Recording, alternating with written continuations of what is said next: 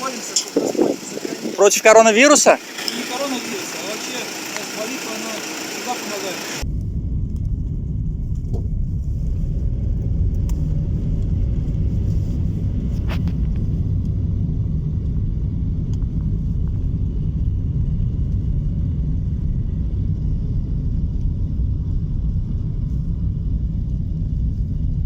Ну вот в соцсетях часто смеются над тем, что ездят, освещают, а что... Мы это делаем не для какого-то пиара, не для какого-то, то есть мы это делаем в ночное время, когда никого ничего нет, просто делаем от души, от святых священномучеников Харланки, которому молились, он избавлял от всяких опасий. Но каждый может воспринимать по своей мере, в своей душе.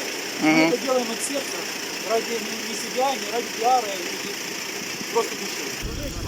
Можете мне, пожалуйста, Инстаграм? Как важно это для вас? То есть почему вы это делаете? Долгодетель. Ага. А просто в соцсетях есть вот кто-то там смеется, троллит, что вот ездит там, пытаются коронавирус отмолить. А у вас вот взгляд какой? То есть это поможет или нет? Ну зачем это надо делать? Пусть это будет. Лучше это будет, чем этого не будет.